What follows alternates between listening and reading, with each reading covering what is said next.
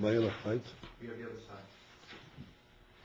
179, 180. We have until 181. Okay.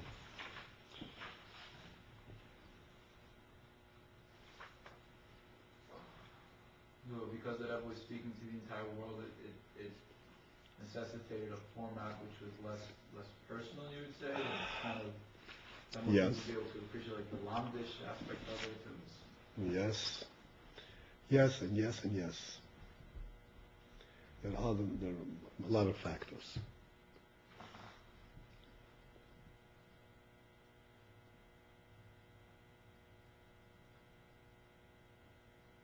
Okay. Missing anyone? He's here? I believe so. He wasn't in the Dilo Moshiach. Let me take a look for one moment.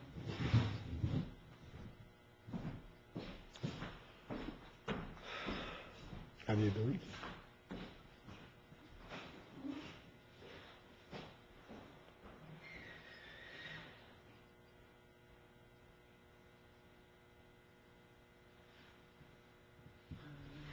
Feel comfortable here?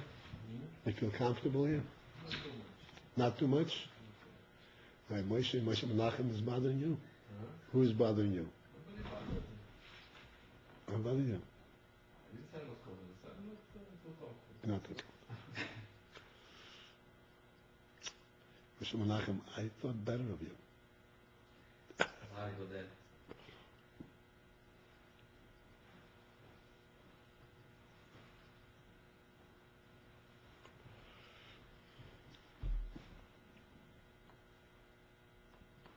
have time to speak today after class? Yeah, not long. Very, very short. I have. Yeah, a little while we'll talk.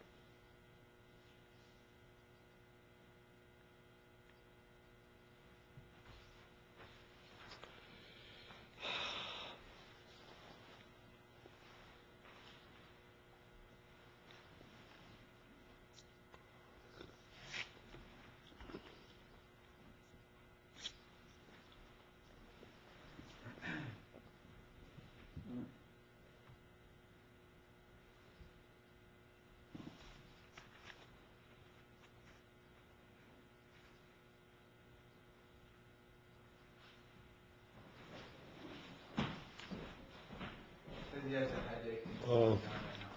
He can come down? If he feels better, he can try to come down. Oh, he come down. All right. All right, so we are on the very bottom of 179. And the Rebbe is explaining the principle of Golus Mitzrayim Beruchnius, and effectively, in more specific terms, that means that the Seichel of the Nefesh HaElikis does not affect the Nefesh HaBaas. And the union that it doesn't affect, the Rebbe explains, does not mean that it cannot force a Nefesh HaBaas. But it means much more meaningful type of thing. That the Nefesh HaBamis understands what the Nefesh HaElikis explains it, and yet it's not moved. That's the goal.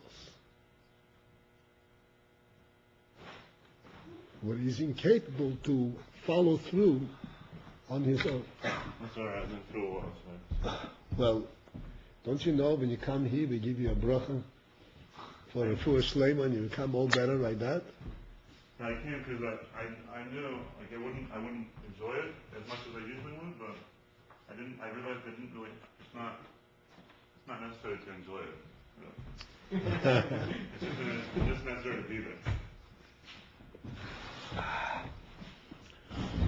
Well, we make sure that you're miserable. No, you'll enjoy it. But the Nefesh HaBahamis, it simply doesn't respond, even though that it understands And the Nefesh Elikis makes every effort to explain it, and yet it doesn't have an effect. That is the meaning of Golos, meaning of imprisonment. That the Seichel of the Nefesh Elikis is not capable to move the Nefesh Abahamis.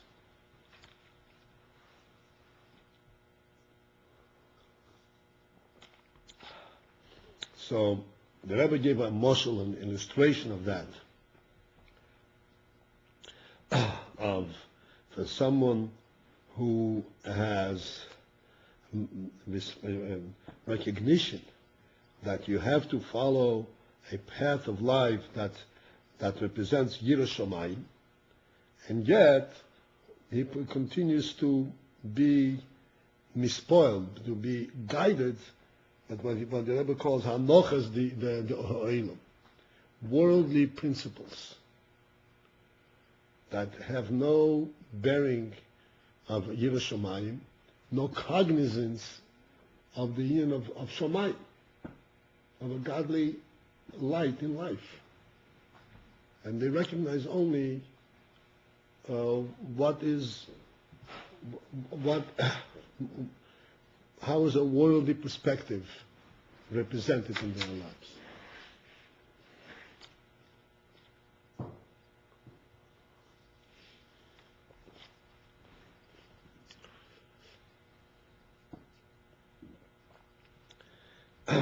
Okay, let's continue on the last line of 179. The word Hafak is going on Haga Yerushalayim. Right.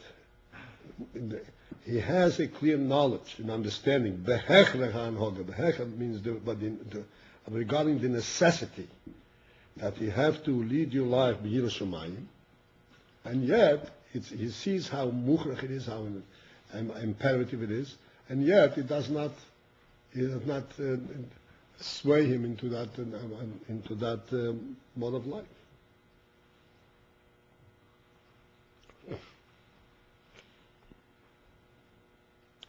V'yav gam eilu.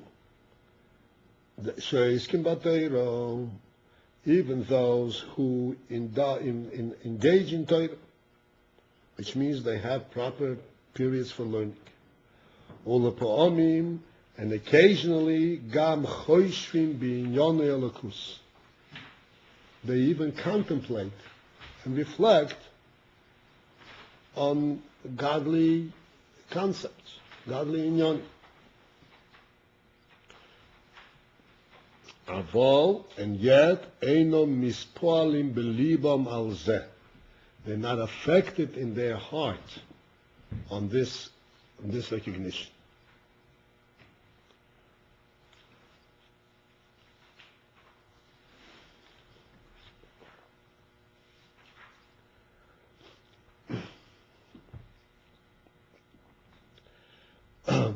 Let us identify this concept here for a moment. They learn Torah and they choshim an yon elokus. They consider and they contemplate on elokus. Now, as we discussed the other day, elokus and world are opposite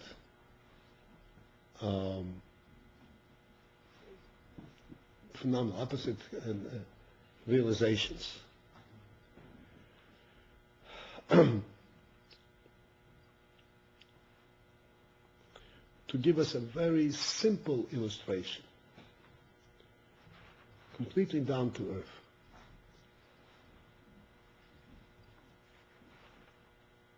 On the world, the lowest on the world level, you should not steal so that you don't get caught and thrown in jail or embarrassed.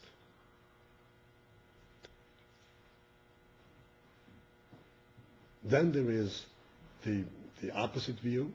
You should not steal because it's wrong to steal.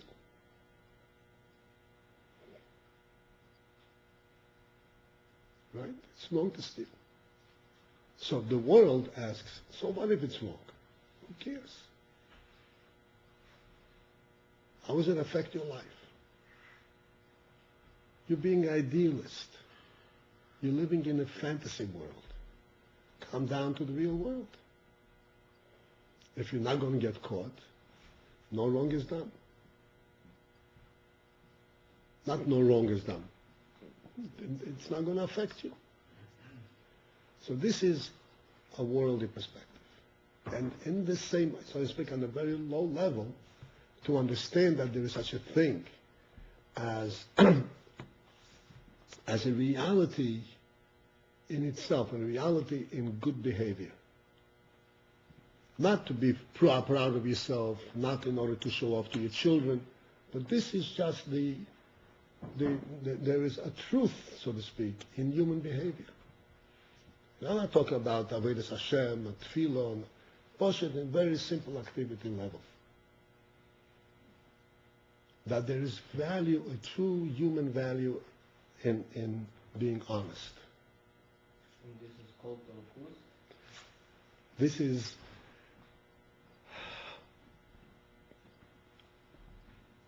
This is rooted in Elokus. It's, of course, it's not a level of Elokus, it's a human. But it's rooted in Elokus because understand the following. When you consider that the world is self-made and is a natural, developed naturally on its own, no principles apply. There are no such thing as principles. There is no such thing as real good and real bad. Everything is just what's expedient. Expedient means what's advantageous. You understand? What will serve you well. That's not a principle? So, I mean, the principle is like something constant, right? No. I mean, No, a principle is that which is self-defining. A principle is that which is self-defining, which is true in and of itself. Not true because of consequence. In the world, everything depends on consequence. You know what consequence is? The result. What's going to happen if you do this? If you steal, you're going to get caught. You're going to have to pay a fine. You're going to go to jail. You know, this kind of. But if you steal and you don't get caught and you don't get a fine and you don't go to jail, then there's no consequence. There's no consequence, nothing bad happened. That's the way the world. Which world is that? That's a world that's devoid, that does not have a creator, does not have a principle. That's not true. Principle means it's true in itself. This world is not true in itself. If it has a truth, a true source, a true reason for being, then it has to have a truth in itself. That's our principle. So of course we're talking about this is a very low yes if this is a Elokus. This is not a Elokus, but this is rooted in Elokus. What is Elokus? How?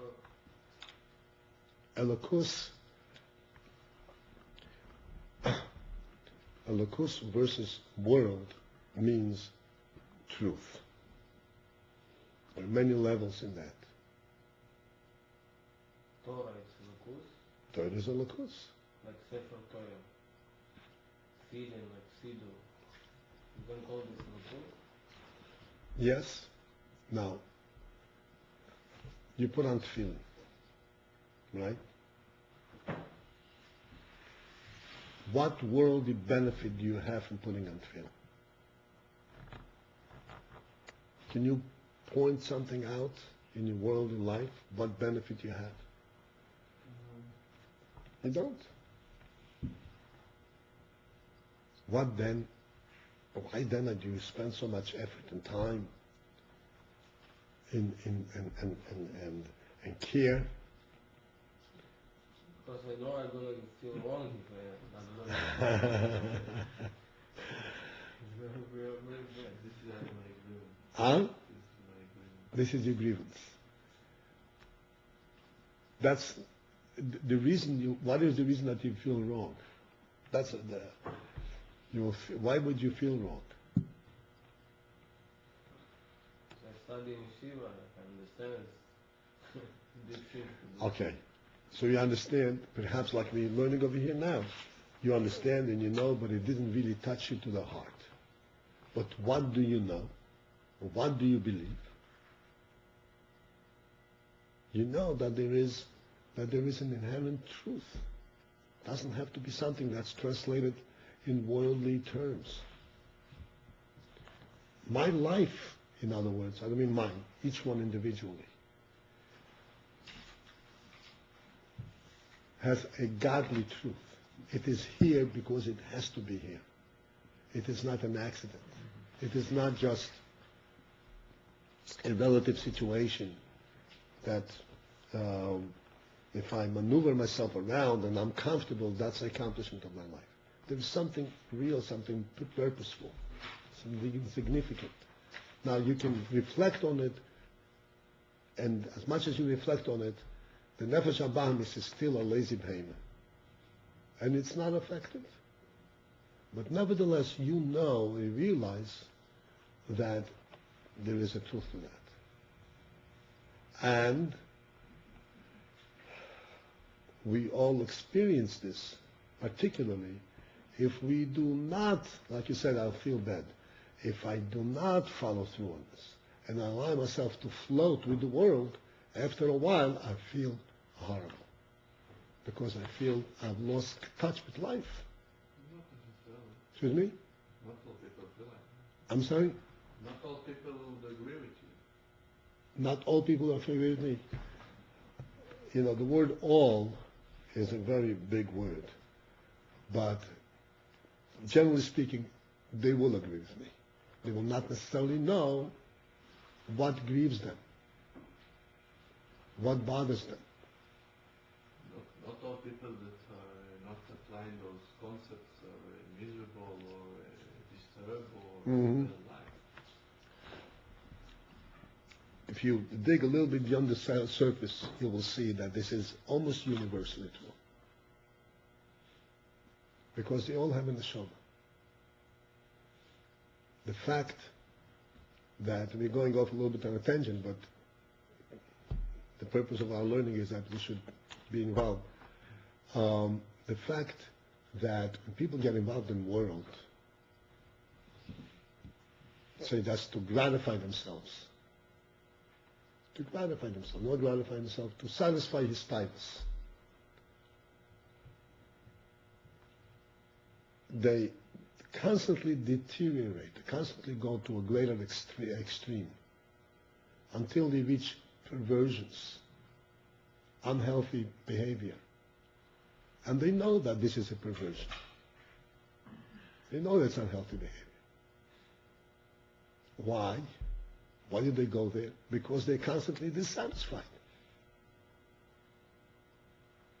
Something is missing. Except they don't know how to catch it and how to identify it. But every human being, a Yid especially, has a neshama. The Alter Rebbe says in Tanya that there is a level of a Rosh Rahman of Islam who lost his sensitivity to his neshama, and never repents of it, never regrets his actions. But that's a rarity. That's a rarity. The overwhelming majority of people do have occasional regrets. Some more often, some less often. But everyone, you say everyone, in that case it's true everyone, not exclusively everyone, but everyone, because of the overwhelming majority, there is a regret. There's a sense, I'm missing something. I'm not in contact with my life, with reality. So this is understood by everyone. And this is Pshat HaLokus. What is the reality? That there is a reality to my life. My life is really meaningful.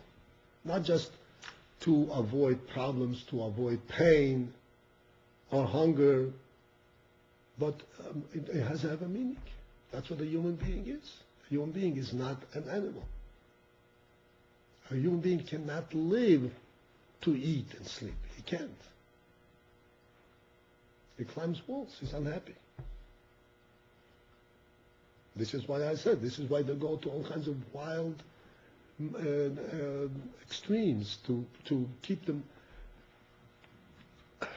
This is especially evident. You know, I speak to a lot of Israelis, you know, they come from, when after the army, they generally float around the world, go to all kinds of extreme climates in the world. And they do extreme wild things. What is in that? They expose themselves to extreme, even to danger, just to feel that I'm alive. To be pricked.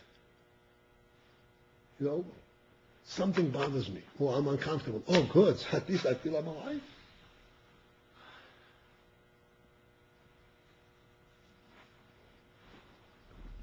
So this is very true. Every person has a neshama.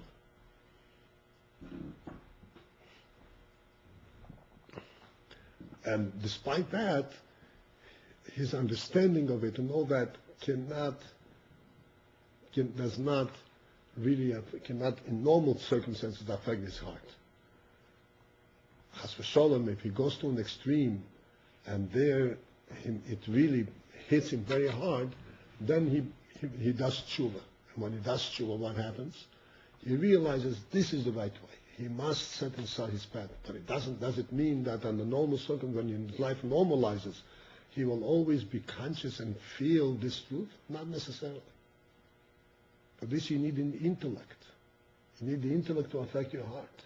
But nevertheless, he already knows what the right thing is. And he's afraid to take a chance. He's not going to go off it because you know this is the right thing. But it doesn't mean that he has now emerged from Golus and that now his heart is completely alert to his mind.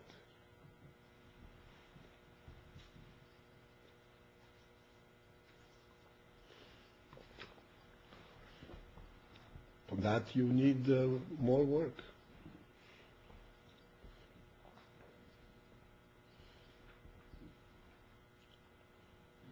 So this is Elokus. Elokus, in principle, Elokus means that which is truth. There's the absolute truth, there's the godly truth, and there is the godly truth, the way it reveals itself and reflected in the human being, in the world. And how is it reflected in the human being? At every level. Even just to understand that a human being is different than an animal is already an aspect of a godly truth. Because we see that people who lose that sight and who think from entirely from a worldly perspective, you can come to a point where you don't have a distinction between a human being and an animal. They have a problem. Even animals have the rules. I'm sorry? Even animals have the rules. Even animals? Even animals obey to certain rules. Obey also fine, but that's that's not rule, that's a natural instinct. But they have a natural instinct. Yeah. But the Indian that human beings can come to a point where they have a difficulty in understanding and explaining the difference between a human being and an animal, or that there is a difference. This is the reality of the world today. That means that we lost sight of any spark of godliness. But there is meaning to this world. As far as they're concerned, the animal eats and sleeps and dies. The human being eats and sleeps and dies. So what's the difference? They're all interested in the same thing. So that's a horrific level to come to, but this is the world.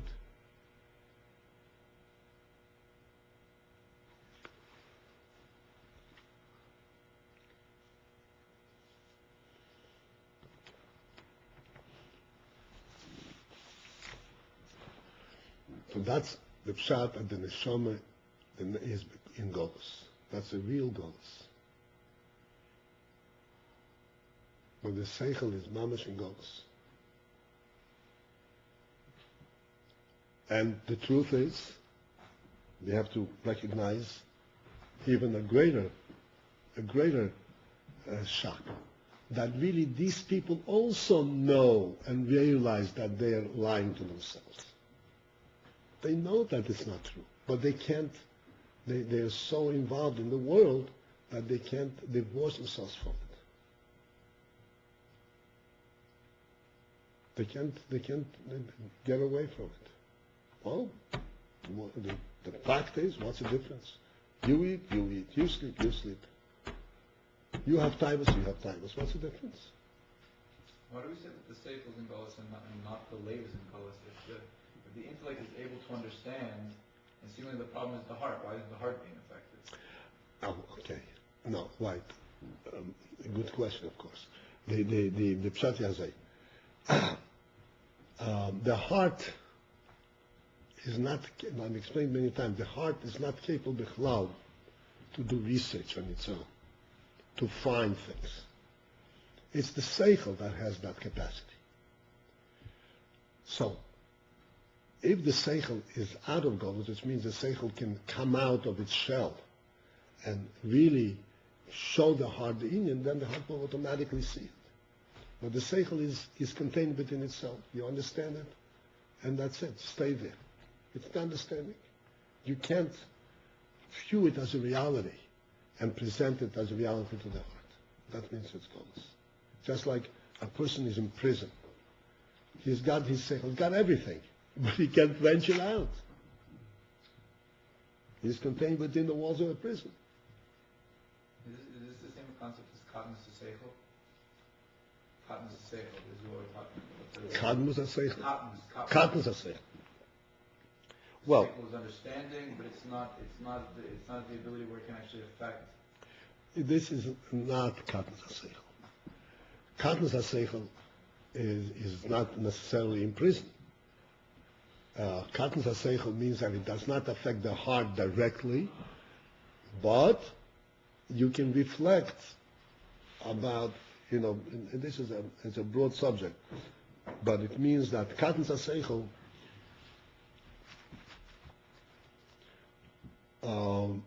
means that after you understand the inyan, you have to then translate it directly for how it would affect the heart. In Gadlus HaSeichel, the heart understands it directly the way the Seichel understands it. But Golus is indeed different inyan. It doesn't reach out.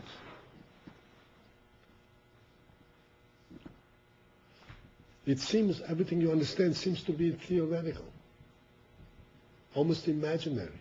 The Seichel is not real. To sense that the Seichel is real. We are theoretical. I'm sorry? It's more like we are theoretical, not real. We are, what do you mean? It's not like the whole world is more theoretical and not real. Tell me the whole sentence. It's more look like that the whole world is theoretical and not real, including us. We are, what do you mean? I don't understand. I don't understand what you're saying. It's look like that we are theoretical and not real. What do you mean we are theoretical? More than what? We are theoretical, we're not real. Relative to what? Relative to the truth. You mean in general, creation, the world is not a real thing. Is that what you're saying?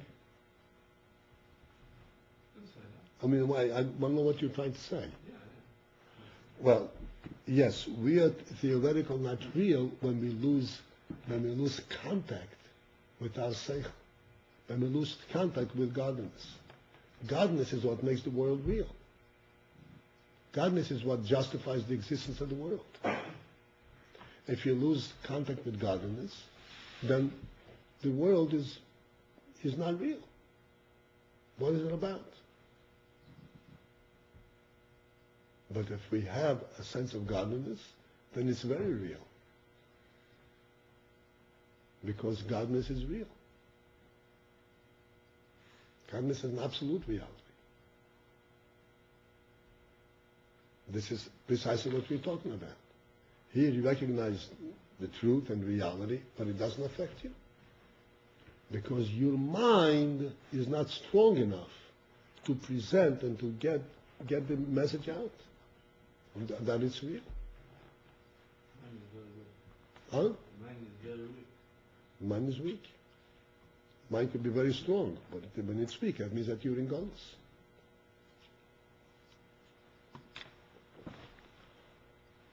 It's like a person speaking to someone else, going out in the street. He's speaking about something that he really, really understands. He really believes it. But he's afraid to say it. He's afraid to say it. Because he's afraid to venture out. How is he going to convince the other person of it? Yes, Moshe. It seemed like you wanted to say something. Anyway, we ventured into this. V'zuhi Golus Mitzrayim. This is the principle of Golus Mitzrayim. Shehu Meitzer Mi. Mitzrayim, the word Mitzrayim, the letters of the word Mitzrayim spell these two words, Meitzar Mi. Meitzar, the word Meitzar means contraction, squeezing, narrowing, imprisonment of Mi. Mi stands for Bina. The imprisonment of Bina. The Bina. What is me is Bina? Yeah, Mi is Bina. But the reason that Mi is Bina is, briefly, there is Ma and Mi. Chochma is called Koyach Ma, and Bina is called Mi.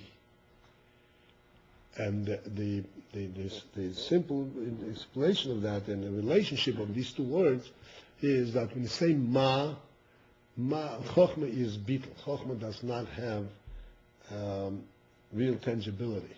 It's called Ma. What is it? It doesn't have a real body. Mi means who is it?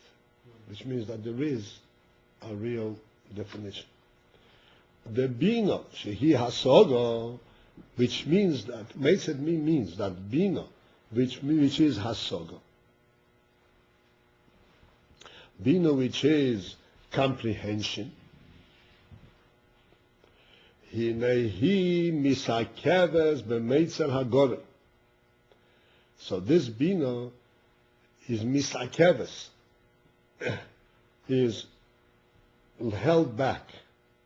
B'meitzer hagore, in the narrowness of the neck, ve'eino me'yira b'leiv, and therefore it doesn't come out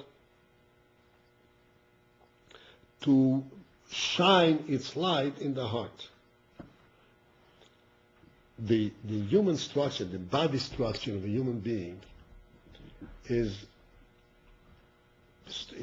built to perfectly represent the nefesh, the kochas nefesh. Every part of the human body. You have 10 fingers because there's 10 spheres.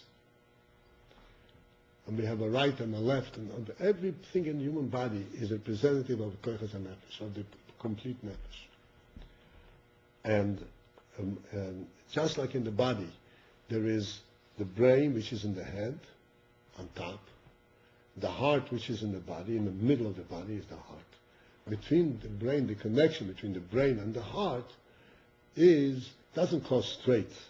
It's not in the same body. It's two separate entities. And there is a connection. There's a conduit, a narrow pathway that goes from the head to the heart.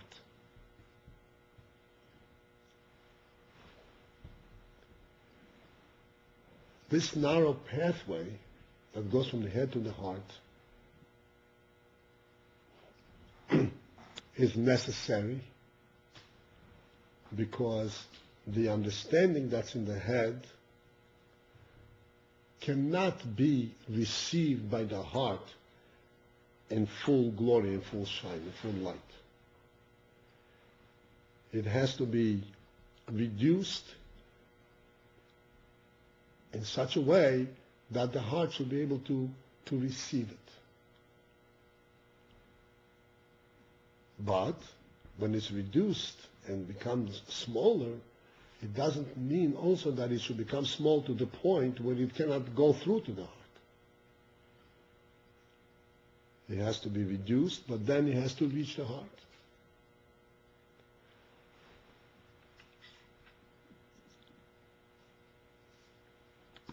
This is called the gorim, the neck.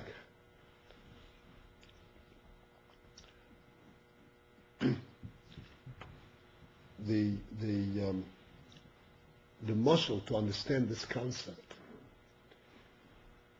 is that a person needs to drink. A person needs water. Can't live without water. But if you throw him into the lake, that's not going to give him the water to live with. Oh, he has water, I'm planting. That's not, he can't live with it. You have to feed him the water bit by bit. So he can take it, process it properly, send it to the right channels. He can't just be in water. In water he can't live. The same thing, the heart and the mind. The heart needs the input and the illumination of the mind. But it needs the illumination of the mind presented to it in a manner that it can accept it, bit by bit. This is the Meitzer. He has to go through a narrow pathway so that it's fed drip by drip. If it's given the whole thing, then it drowns. Then it's not heart anymore. This is why there is this structure, the Meitzer. The Meitzer HaGorim. The Meitzer means the narrow path to which it goes through, so that the light of the mind comes in drips.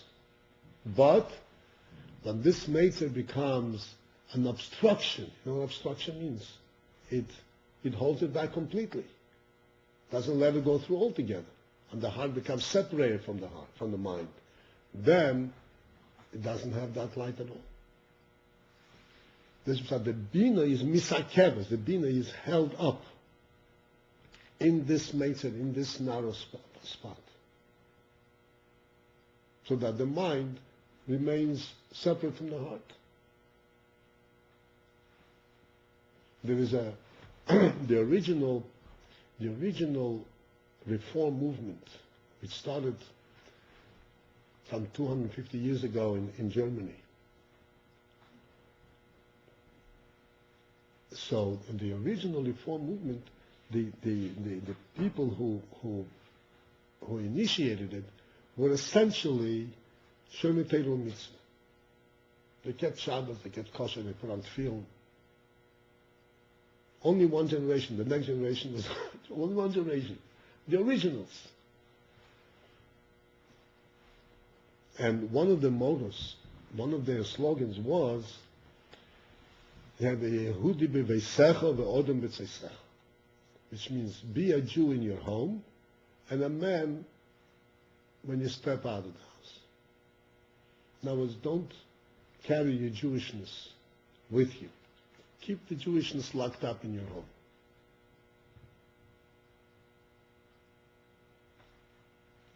This is like separating the life, the heart from the mind.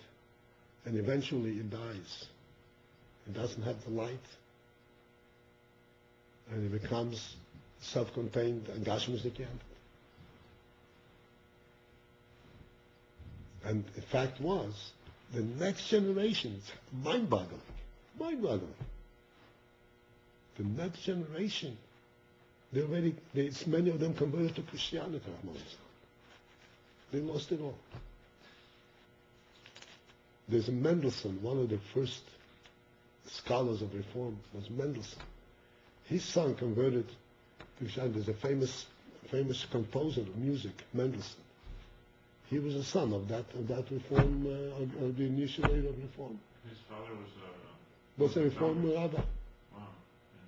Can you imagine? I knew that he converted, but Yeah, his father was amazing.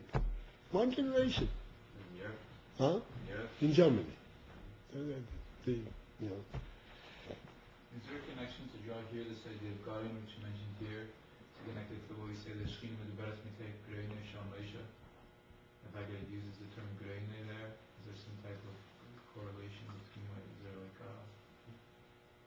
maybe not at all, it just occurred to me that... I don't know the answer. I never thought of that. Why it's called Grainy. Grainy because the sound comes from there, but by Moshe there wasn't any break between the brain and the heart. The Rebbe Rashab was, he traveled in Western Europe a lot. And he was in Austria one time, and he visited the famous Dr. Freud. Sigmund Freud. So he visited Dr. Freud, and they had a long discussion about it. And Freud asked him, what is his occupation? What's funny? What? Dr. Freud is funny. He asked him, what is your occupation? So the Rebbe says that his occupation is that the heart should understand that which the mind understands, or something like that. The heart should respond to the understanding of the mind. So Freud said, this is indeed a hard occupation.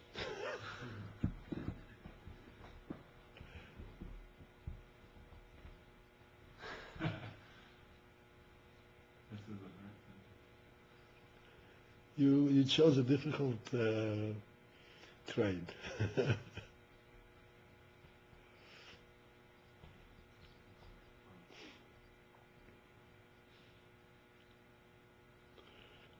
So Misakev was b'meitzel hagorim, ve'einu me'yira b'leiv, and thus the hasogo does not come shining through in the heart. Lo oirev es hamido, to arouse that midah hamasimol hasogahi, the midah that corresponds and that is suited for this hasoga. Ki kol midah u'midah, since that every midah, as we learned in the previous minor, harayesh lo hasoga miyuchedes, it has a unique hasoga, specific hasoga, shemagala oisa, that reveals that midah, u'ma'oirera, and that arouses it.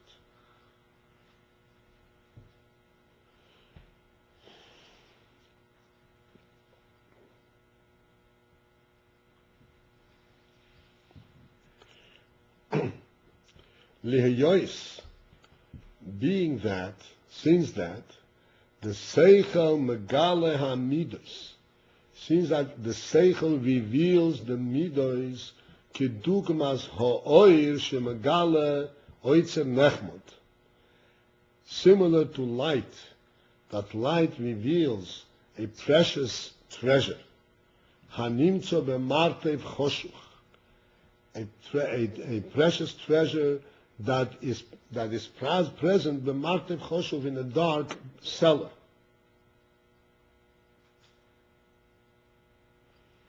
The midas, in other words, are present in the heart. It's a natural thing for a person to have midas, to feel chesed and gvura, ahava v'yira. But he is not aware of the presence of that which deserves to be loved or feared.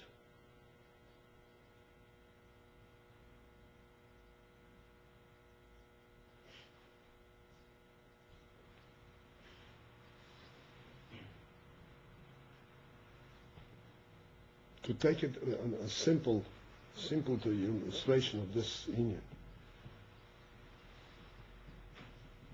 We're talking about a healthy person. Healthy person who sees the world and experiences it. He eats and sleeps and enjoys whatever it is. He likes tasty food. He participates in the existence of life.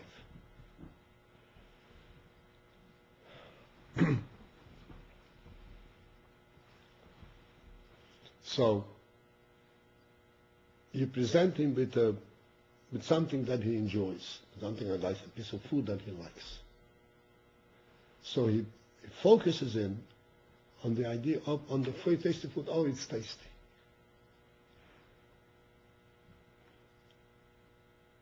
The broader perspective that how come there is tasty food in the world? What is it about? What does it mean that there is tasty food in the world? If all you need is sustenance, let's say, doesn't have to be so tasty. You can even take what's called an army ration and you'll be healthy. What does it mean there is tasty food?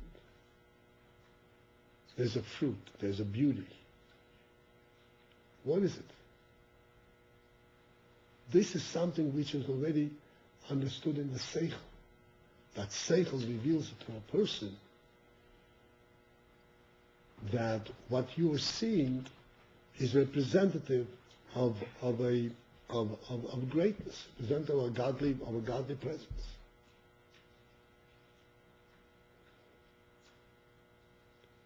If the Seichel does not illuminate it, so you can eat and sleep and do all the things, and it has no significance.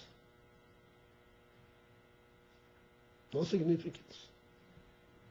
No such thing as saying, oh, this is a great world, or this is beauty, this is godly. Nothing. It's tasty. That's the most we can say. I like it, I don't like it.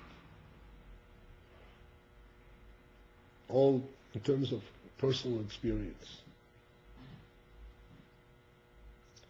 You need this seichel to illuminate and to show, make you see that there is the grandeur, the beauty, and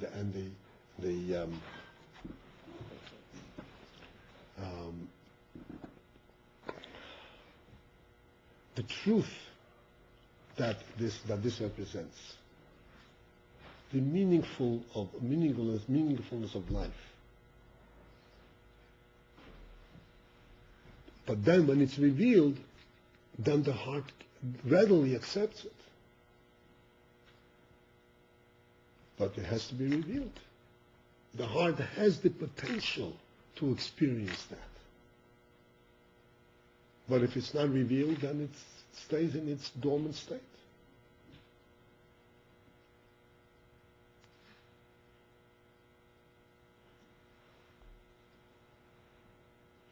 This is what he says. The seichel magala kedumas ho'etz magala etz nechmet hanitzu b'martiv chosh.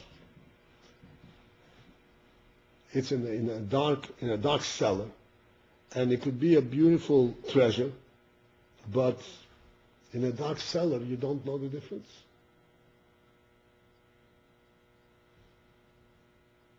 As a matter of fact, even if you walk around in a dark cellar and you feel your way around, and you find find stones, pebbles. So what is that? Pebbles. You don't see anything special about it. You don't see its beauty. You don't see that it's a diamond. One form of pebble, another form of a pebble. Only if you bring it out to light, then you see that it's not a pebble. You say even if you knew what you were holding, meaning if you were in a dark cellar and you came across something and you knew, for instance, it was gold coins, but it wouldn't have the same chashivas as if you saw it. That's even that is true. Like I said before, you take a piece of food that is not just healthy, but it's pleasant to the eye and it's very tasty. And you see how nice it is and how tasty it is, and it does not mean anything. It means only I enjoyed it. That's all it means. It doesn't represent anything to you in terms of the reality of the world. Where it's coming from. That's when you're in God. Like I give the mashal all the time. You're sitting by a chasana, and it's great joy around, and it's great significance. Everybody is alive and so. But if you are concentrating on the food, you can eat the food, and all you know is that the food is good.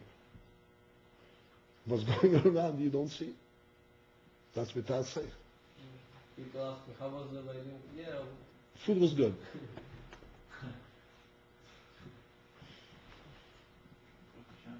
Most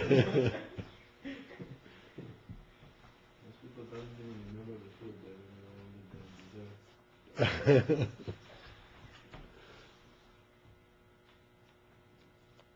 V'yiseirus Abba v'yira, and therefore the Yiseirus for Abba v'yira, the Yiseirus to arouse and to awaken the Abba v'yira Tluya b'ha'hizbonus depends completely on the Hizbonus, on the reflection and understanding. B'toiv ha'dover lefonov, when he's misboining, how this thing is so good, misoirer b'yahava v'hamshocha, then he is aroused, is awakened with ahava and hamshocha, with love, and he is drawing ukshem misboinen b'dover hamufla v'neira, and when he reflects on something which is removed, which is in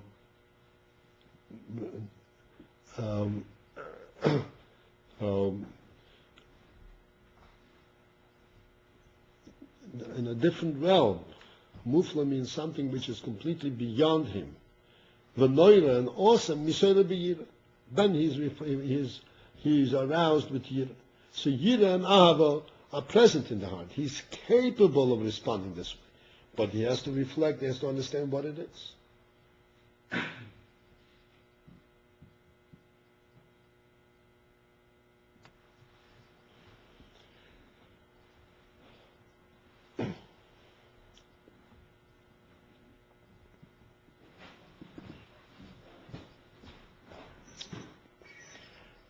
All right, this will be it for today, I guess.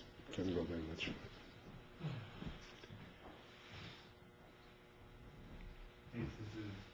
Sorry? I started learning the other mimers, Matzazuma, I started learning the second piece of it because it's been a while. The first time was a little too much, but I thought maybe I'd try it again. It's like, it seems like between the first mimer of this and the first mimer of that, it's very, very similar. But it's completely, they've gone in two completely different directions with it. Uh-huh. So I know I see sometimes like the Rebbe, like a mimer the Rebbe, like he'll kind of sum up like the pretty good Rebbe's mimer with like the first couple ACAs, but then it goes all right. On, and it's like the Rebbe's Kiddush. Right. It seems like maybe that's kind of like that maybe that's, I kept looking for the difference between the two mimarim and the first mimer, but it seems like it's the second mimer where they're kind of divergent. Mm-hmm.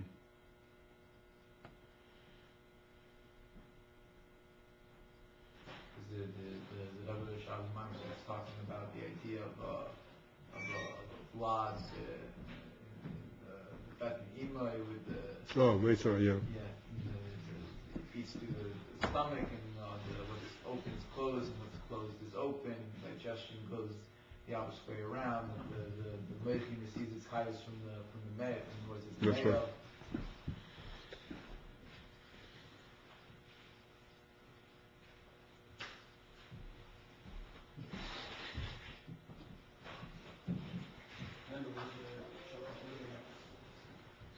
Do you understand it? I'm sorry? The Katnus HaSeichel, you understand it, but it doesn't affect your heart? doesn't have right, and because you understand it,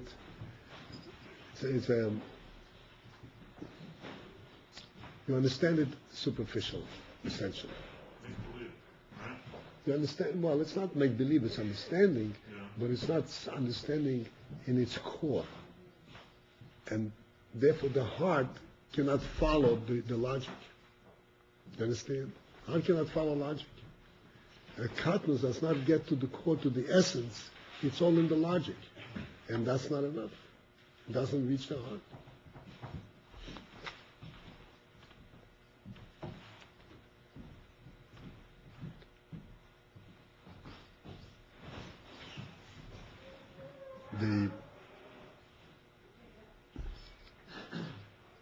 It's extremely important to recognize that when we learn something and we understand, if we understand it just a trifle beyond the logic, you understand the concept of Yira, the concept of Ahava, the concept of grandeur and smallness and fear and all that. The understanding of the concept is only possible because of the neshama. Because it doesn't exist on the plain physical level.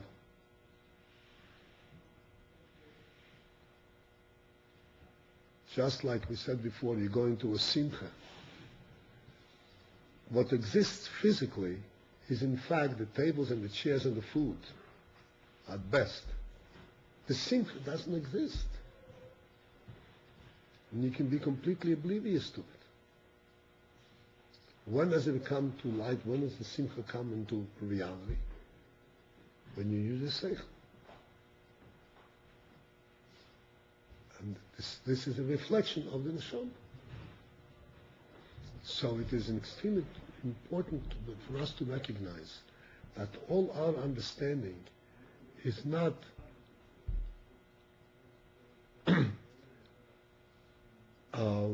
just the process, because I have a logical process, like I understand mathematics, a logical process, and it brought me to this understanding. Our understanding has a real base. We understand it because we have the capability to understand. Not just because we were proven logically. This brings us to realize and to recognize the light and the presence of a neshama, of a human neshama, that understands the truth and knows the truth. What's called dynamically in itself, not by being proven to it, but directly. When we begin to recognize that we have a neshama, and that the properties of the neshama, the riches of the neshama, then, like you said, the world becomes real. Then it's no longer an imaginary world. Because the neshama is eternal. And begin to relate and to understand and to be able to conceptualize eternal concepts, eternal values. Then it's real. It's not just surface deep, just the process. The neshama has no self.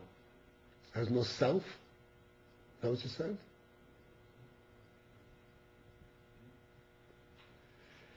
The self of the neshama is its awareness of God.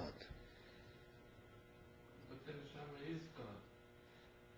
The neshama is godly, and it's aware of God. The neshama is eventually one thing. Well, what the neshama is, we can debate. But the neshama is a real thing, and the neshama, at least, when it comes to us, it's through our chokhmah and bina, through our seichel. And the neshama illuminates to us, just like we said before, from seichel to the heart, it has to go through a process, through a narrow path, from the neshama to us also comes through another path, which is the Chochmah. Chochmah Bina V'das. And that when we begin to realize that there is a source to the Chochmah, there's a reason why we understand, why we're able to understand, to conceptualize. That makes us real.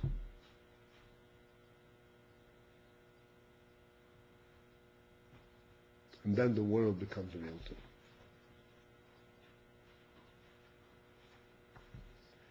To be continued. A friend of mine in my office spoke about this, that the three pipes, they correspond to the three siren of the Father. Right.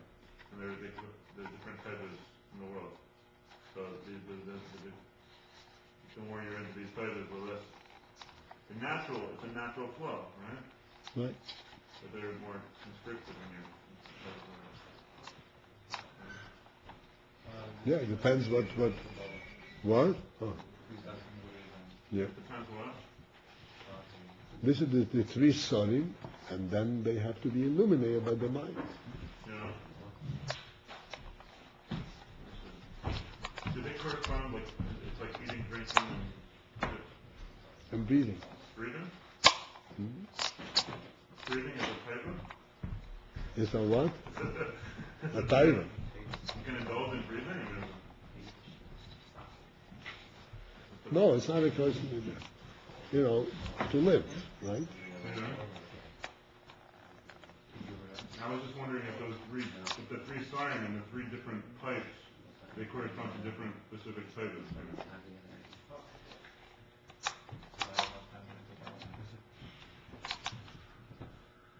Like one, the baker and the executioner or the butcher, different things. Right, there is midas, there is the lay, then there is the koved. The koved is the liver, which gives a person his physical experience.